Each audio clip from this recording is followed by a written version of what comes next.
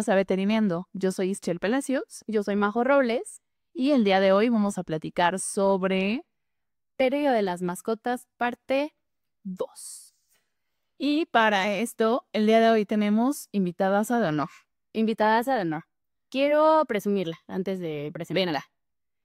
La doctora aquí presente fue de aquellas doctoras que cuando yo era apenas un pequeño capullito veterinario y que no tenía ni idea de lo que era la vida, me aventó cruelmente a la disco. para le creían el afidio, para aventarme a la vida y fue lo mejor que me pudo haber pasado. Me dio toda la confianza que necesitaba, porque obviamente estaba tras bambalinas, pero sí me aventó, ¿no? Y ahí me estaba echando porras a lo lejos. Y yo veía que tenías potencial y dije, baby, vas. Entonces hay que explotarlo. Me lo explotó. Estoy a punto de decir, confirmo, me retracto. Pero bueno, les presentamos a la doctora Carlita. Ella nos va a dar sus credenciales porque me parece muy importante que ella nos platique todo lo que hace.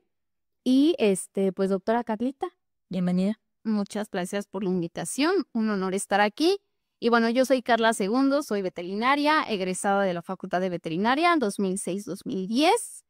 Tengo diplomado en medicina interna, diplomado en tanatología y bueno, desde el 2009, aunque me estoy egresado 2010 y demás, pues yo empecé a trabajar en clínicas como ayudante, como muchos empezamos, ¿no? De tráeme las torundas, baña al perrito, haz esto.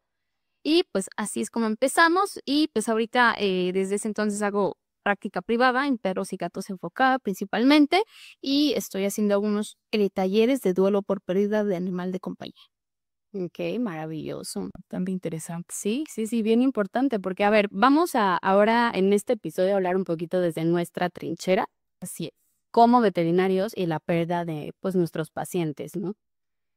Entonces, ¿cómo consideraría usted, doctora, que los veterinarios podríamos ayudar a los tutores en este proceso de duelo?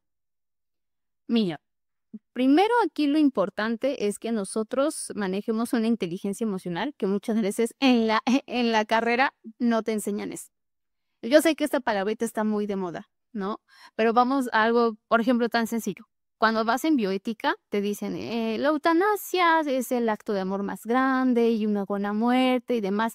Pero cuando llegas ya a la clínica y te toca realizar una eutanasia y ves que el tutor se te desborda, se te está rompiendo, le está diciendo palabras de amor, uno por dentro, o sea, se rompe. Y si a eso le sumamos a lo mejor que es un pacientito que viste desde cachorro o durante los últimos 7 años, también una parte de ti se rompe. Entonces, fíjate que yo tuve que empezar a entender o buscar en mi interior esta parte de definiciones que es todo un camino, ¿no? O sea, no es como tan fácil entender para mí qué era la muerte, cuál era mi concepto, porque aunque decimos que los mexicanos amamos la muerte, muchas veces le rehuimos, ¿no? No como que cuando alguien quiere hablar de la muerte, ay, no la traigas, ay, no hagas esto, ¿no? Pero para mí lo primero, como, o sea, mi consejo a cualquier médico veterinario es aterriza bien cuál es tu concepto de muerte.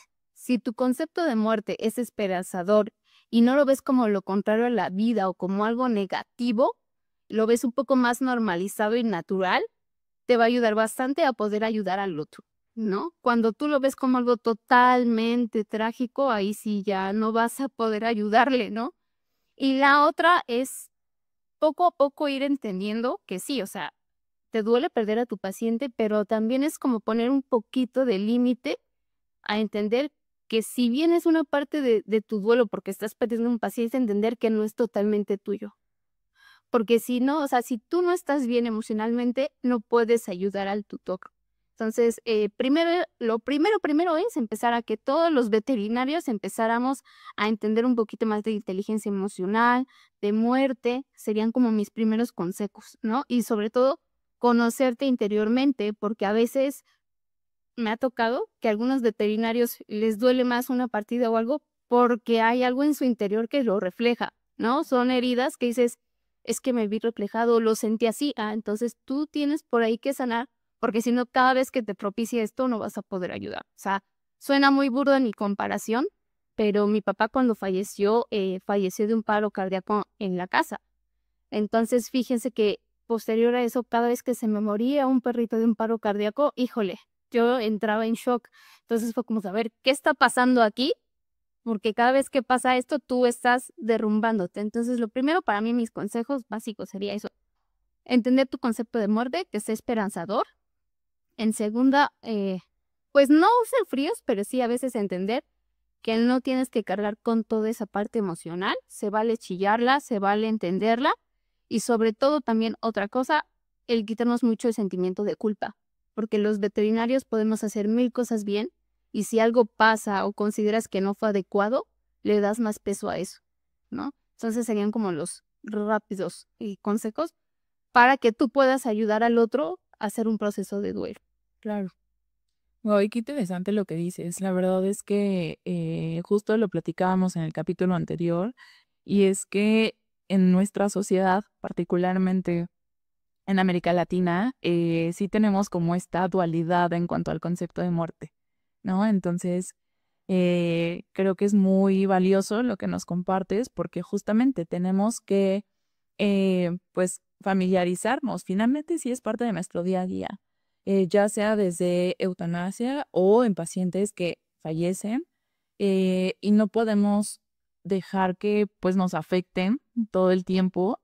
Y no digo insensibilizarnos porque pues no somos médicos humanos. Es cierto. No, no digo que insensibilizarnos porque pues no, o sea, tampoco estaría padre, pero sí creo que tenemos que marcar un límite para que no nos genere un daño, ¿no? Justo ahorita que estabas platicando, recordé, y es algo que tenía guardado, no sé por qué lo tenía guardado, pero justo ahorita vino a mi mente. La primer consulta que tuve como médico titulado, egresado, fue una eutanasia. Y fue algo como súper fuerte para mí porque era un capullito sin saber absolutamente nada de la vida. Y recuerdo que, bueno, yo trabajé en un hospital grande en donde hacían juntas cada 2 veces por semana o algo así, ya no me acuerdo bien. El chiste es que era la junta y pues yo acababa de entrar, era mi primer día y me dijeron, pues vas, ¿no? Era un gato que había sido atacado por 2 perros, básicamente le desgarraron todos los músculos abdominales, estaba eviscerado y entonces mi primer consulta fue decirle a los propietarios, la va a pasar mañana, ¿no? Entonces, podemos intentar hacer manejo, sí, podemos intentar entrar a procedimiento quirúrgico con una posibilidad baja de que se recupere, y todo el proceso pues va a ser sumamente doloroso, la va a pasar mal él, la van a pasar mal ustedes, y creo que es algo que si bien me marcó porque no fue precisamente el mejor recibimiento al mundo profesional, Plano. sí creo que traté de abordarlo y hoy en día sigue siendo así, desde un punto como súper empático y no solamente con el paciente, porque no es el único que la pasa mal. También los propietarios durante este acompañamiento sufren un montón, la pasan muy mal. Entonces creo que el poder hacerles ver eso a los familiares y decirles, o sea, mi función es apoyarte, lo que decidas está bien, pero entiende que esto puede pasar, es súper importante, ¿no? Sí, aparte tomemos en cuenta que ya sea que si se va a optar, por ejemplo, a veces puedes irlos como orientando hacia la eutanasia, porque, o sea, uno como médico sabe que ya no hay más, que la va a suplir, están en un momento emocionalmente vulnerables y a veces eso hace o impida que tomen decisiones a veces un poquito acertadas, ¿no? A veces, si tú no haces un buen manejo, pueden decir, es que lo eutanasié porque el veterinario me obligó, ¿no? Entonces, el tema de eutanasias también, si no lo abordas bien, puede ser hasta un tema legal, ¿no? Pero también, como dices tú, en estos momentos son cruciales porque incluso me ha tocado en los talleres que doy que me decían, es que, ¿sabes qué? El doctor fue muy frío. Sus palabras fueron, o sea, lo que me marcó, lo que me dolió fue, ay, pues si lo opera muere y si no también, o sea, no tuvo escalto, que eso también pasa, o sea, no quiere decir que los veterinarios que son, hay eminencias, me ha tocado trabajar con compañeros que son así súper buenos y certeros en sus diagnósticos y demás, pero a veces en cómo dan una noticia, parte al propietario, ¿no? O sea, yo recuerdo que una vez una tutora me buscó, o sea, por todas las redes sociales hasta que me encontró y me dijo, es que mira, me dijo que mi perra tiene piómetra y que si entraba a cirugía era un volado, o sea, un 50 y 50%. La chica no era de aquí, era de otro país, entonces no entendía esos términos que nosotros ocupamos coloquialmente. Y para ella lo marcó y me dijo, y si él va a operar a mi perra, no quiero, o sea, porque es muy frío, porque su forma de dirigirse conmigo no es la adecuada, entonces también debemos tomar en cuenta, como dices, ser empáticos, no nada más con el paciente, sino también con el humano. Y a veces, o sea, no lo vemos a futuro muchas veces, pero ese tutor que acaba de perder a un perrito, si el día de mañana adopta otro perro o adquiere otro perro o demás, si tú hiciste un buen trabajo tanatológico y demás, compasivo, amoroso, va a regresar a buscarte. Claro. Pero si tú lo trataste de fríamente o se sintió, que incluso a veces pasa que hay algunos veterinarios juzgan, ¿no?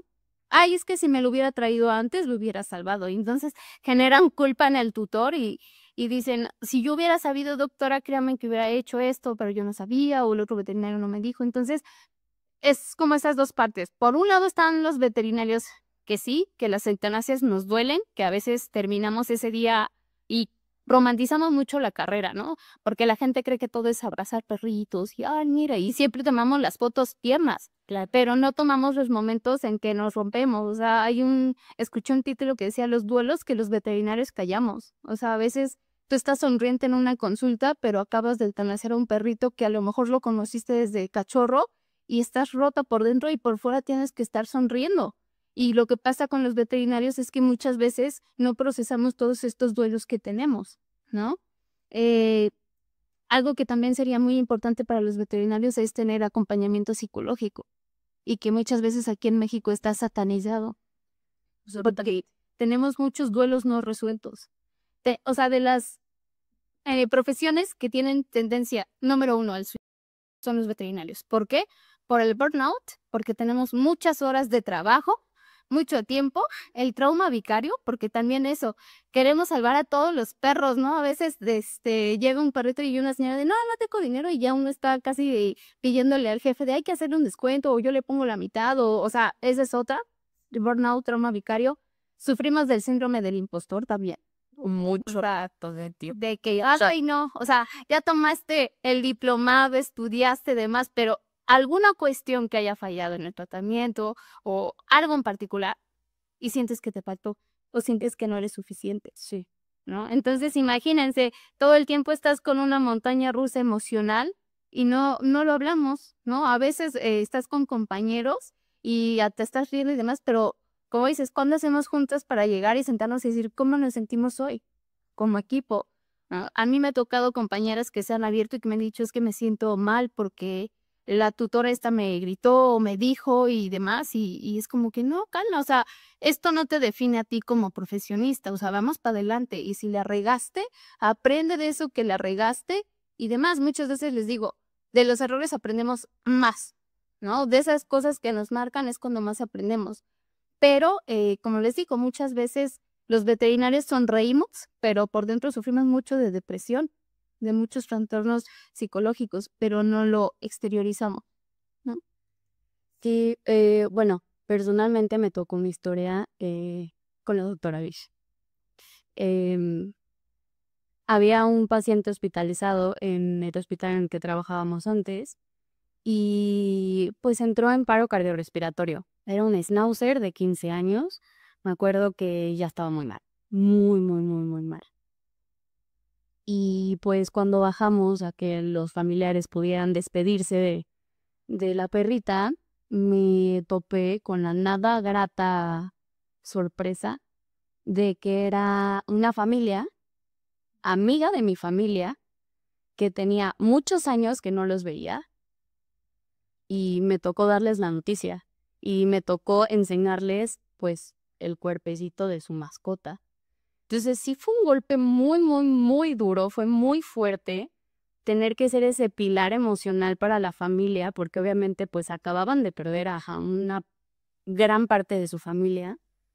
Y cuando me subí, me acuerdo que lo primero que la doctora Ish me dijo fue, está bien, ¿quieres que alguien más baje, que alguien te reemplace? no pasa nada, tómate 10 minutos, respira.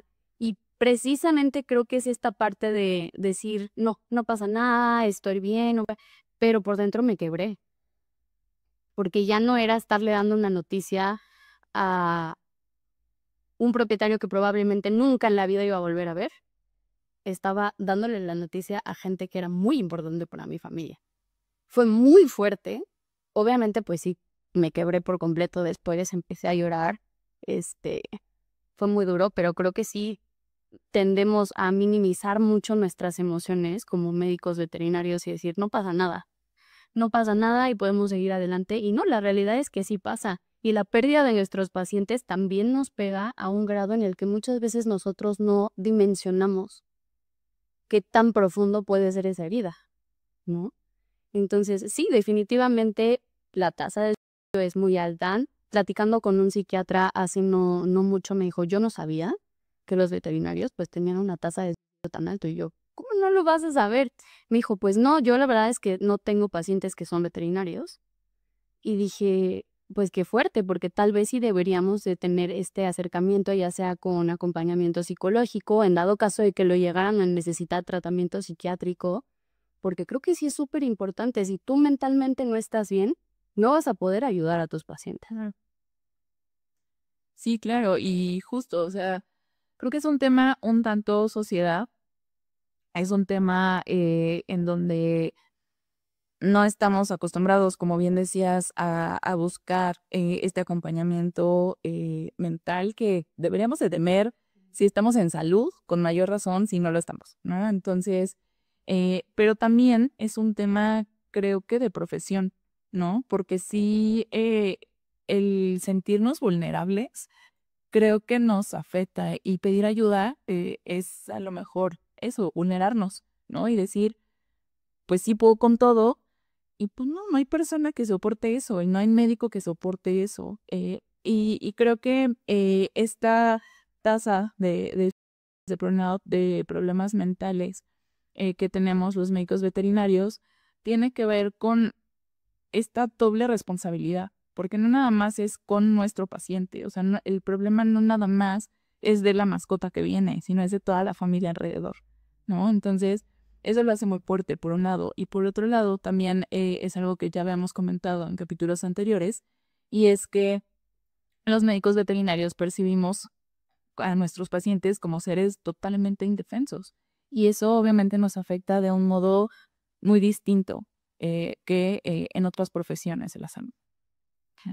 Claro, o sea, finalmente creo que muchas veces cuando es medicina humana decimos, bueno, ay, o sea, como que le das otro contexto, otra connotación, y con los perros o gatitos es como que, ay, ¿cómo es posible?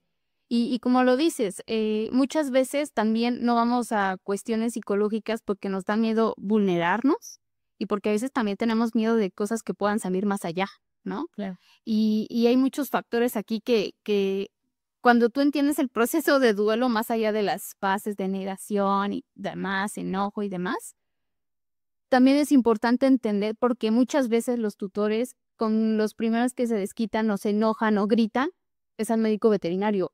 Y entonces puedes caer en tomártelo personal, que a veces, o sea, sí va directo contra ti, de tú me lo mataste o tú fuiste, ¿no? Y te voy a ahora con las famosas redes sociales. Hoy por hoy cualquier persona, a mí me pasó hace unos días un tema triste que no tenía nada que ver, pero la señora ahí contando una historia totalmente diferente, que esto también es algo que, a pesar de que es de duelo y de cómo lo vivimos, el que ya cualquier persona puede agarrar un celular y quemarte y contar una historia diferente, y muchas veces las personas, justamente como ven a los perros y gatos como indefensos, empiezan a difundir esta información que a veces no es cierta, ¿no? Vemos que hace poco pues murió un médico veterinario, ¿no? Por esta cuestión. Entonces, creo que es muy importante entender este tipo de cuestiones emocionales, de que si acaba de morir un paciente y el tutor te está gritando y eso, muchas veces, aunque no parece o demás, por dentro estamos a veces asustados.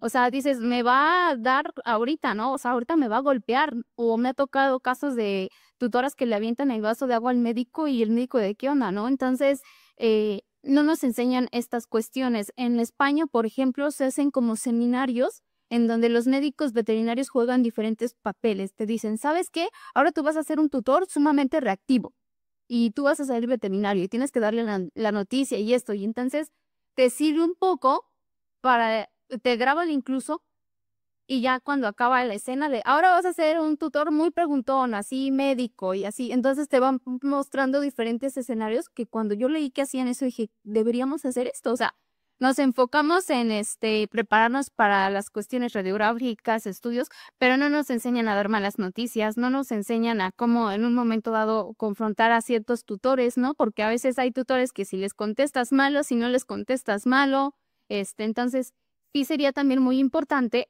creo yo, en esa parte de manejar la inteligencia emocional, que si no lo hacen en las universidades, al menos buscar la manera de que nuestro grupo de trabajo se hagan, sí, seminarios o pláticas, así como hablamos de, ay, este caso clínico está muy interesante por esto y esto y esto, creo que sí sería importante como hacer esas dinámicas para que estés un poquito más entrenado de, ok, esta señora o este señor me está gritando y ya cuando te grabas dices, ah, mira, es que aquí le levantaste los ojos, porque a veces pasa que haces los ojos famosos de huevos de, ay, ¿no? Y nada te veas así, ¿no? Entonces, creo que sería muy importante empezar como veterinarios en nuestro grupo de trabajo a hacer este tipo de entrenamientos, incluso el cómo dar una mala noticia y decir, bueno, ya te escuchaste lo que le estás diciendo.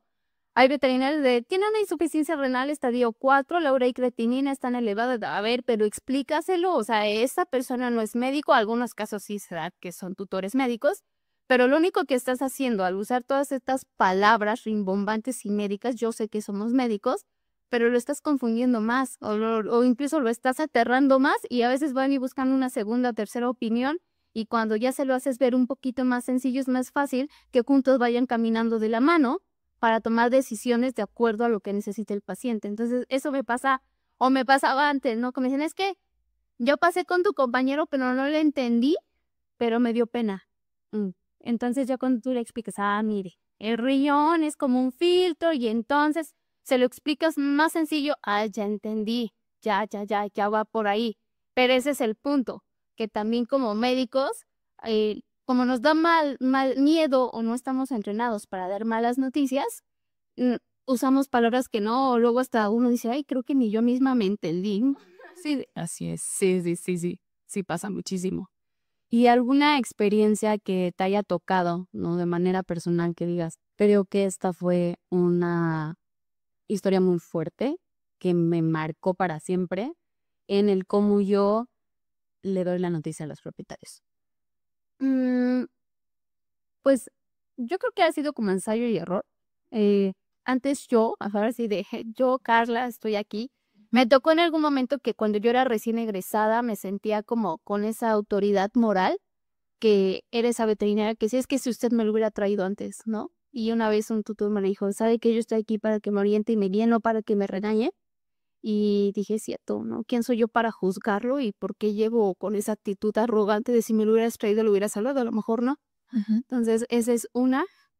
Y aquí más que como dar mala noticia, fue el contexto emocional. Era un perrito que pues yo lo atendí de cachorro, fue creciendo, 2 años de edad y demás. Y un día se lo llevaron de paseo. Era un perro de esos nerviosos que escuchó un ruido, se le zapa a la chava, lo atropella y pues llega a consulta, ¿no? Traumatismo. Y pues ya no, pues el protocolo, que tome una placa radiográfica para ver si una M, que diafragmática, etcétera. Y pues no, se quedó en observación de 24 a 48 horas, sus estudios bien, todo bien. Y a la semana regresa porque tenía dificultad respiratoria. Le toman placa y ahora sí la hernia diafragmática así gritando, ¿no? Entonces, pues mire, ¿sabe qué? Ahora sí ya tiene una hernia, hay que operarlo, pues también hay un riesgo, ya se le explicaron todos los riesgos. Y fíjense que la señora le dice, es que no tengo el dinero para la cirugía. Y pues yo, mire, donde quiera, pero hágalo, ¿no? Porque esto sí es una urgencia. Y me dice, me voy a esforzar, pero me gustaría que tú que lo conoces desde chiquito, pues estés en la cirugía. Y yo ok. Entonces me acuerdo que ese día yo había terminado mi turno de 24 horas, pero todavía decidí quedarme a la cirugía al día siguiente. Y pues ya, o sea, entramos a cirugía, todo bien, se corrigió la hernia diafragmática, estaban suturando. Y ya justo cuando estaban en pie me dicen, no, pues ya vete a cambiar, ya vas mucho tiempo y mucho rato, ya, bye, ¿no? Y en eso ya me estoy cambiando y empiezo a escuchar como que ruido en el quirófano y dije, algo no está bien, pues voy, pues el perro había entrado en paro cardíaco. No, pues ya no se salvó. Fue también igual una experiencia muy traumática para mí, o sea, me acuerdo que salí corriendo del quirófano, me fui al área de residencia a llorar, así como Magdalena, y todavía mi jefe me alcanzó y me dijo, tranquila, o sea, tú hiciste más de lo que tenías que hacer, te quedaste más tiempo de lo que te correspondía, no estaba en ti, nosotros hicimos todo lo médicamente posible, etcétera. Pero yo me sentía la peor veterinaria, ¿no? Y me acuerdo que todavía días y semanas después veía la placa de la primera vez y la de la segunda y decía, es que cómo no me di cuenta, ¿no?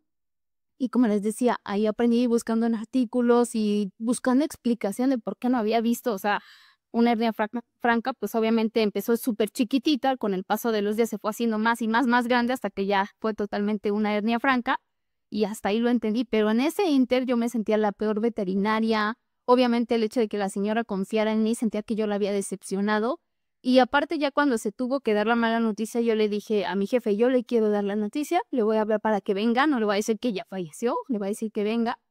Y pues me acuerdo que yo salí, abrí la puerta y cuando la vi, ahí sí me rompí, o sea, yo todavía no era ni tanatóloga, me puse a llorar, le dije, lo siento, perdóneme.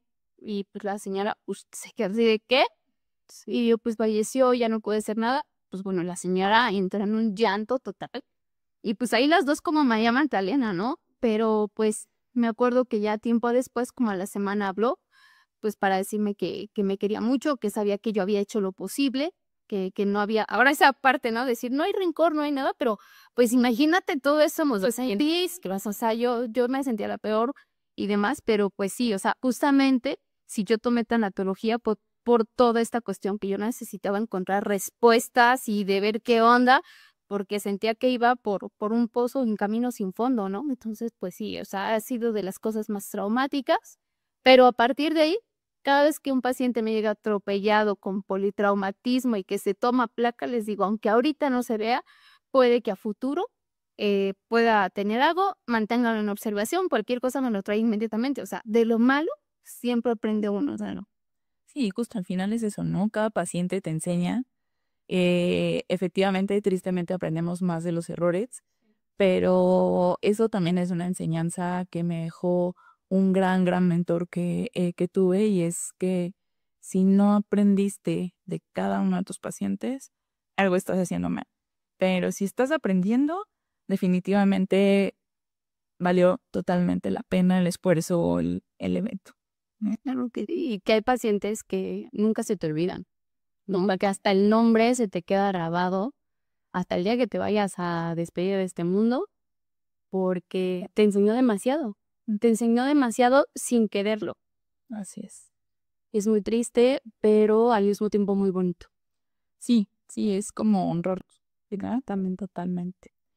Doctora, algo que hemos platicado en episodios anteriores es estas diferencias que hay entre trabajar en un hospital versus trabajar en domicilio. Y pues definitivamente las eutanasias creo que no son la excepción.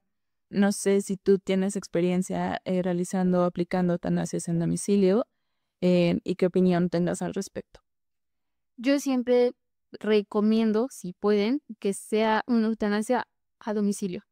Por muchos factores, les voy a decir por qué.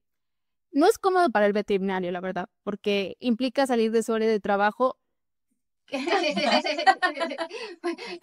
Porque al final, no, o sea, me refiero que al principio, o sea, no es lo mismo que llegas a un hospital que ya sabes dónde está el enchufe, la vaca, se te olvida el catete y vas arriba o bajas algo, ¿no? A mí en las primas, como dicen, aprende uno, pero al principio era de, chin, vamos a eutanasiar en este lado, hay un, para enchufe. Ay, no, está hasta allá, pero déjeme a ver si encuentro. O sea, tiene sus recovecos. Pero la verdad, yo siempre recomiendo que una eutanasia sea en domicilio. ¿Por qué? Porque yo siempre he dicho, imagínate que pudieras escoger dónde morir. Y todos dicen, no, pues en mi casa, con mi gente, en mi lugar. Entonces es lo que podemos hacer justamente con los perritos y gatitos, que moran en su casa, que su último aroma sea su hogar, que esté en su camita y rodeado de la gente que quiere. Pero sobre todo es muy importante que las personas o la familia que está presente se puede desbordar. Lo que pasa a diferencia de un hospital es que la mesa de exploración, los perros o los datos ya lo relacionan como algo negativo, vacunas o inyecciones y demás. Entonces ya desde ahí están estresados, de por sí ya están en un proceso difícil, a eso súmale el estrés.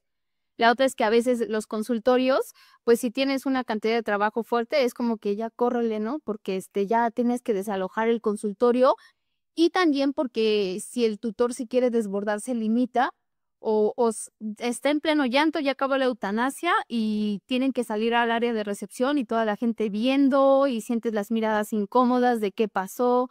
Entonces siento yo que una eutanasia en una clínica u hospital muchas veces es más fría.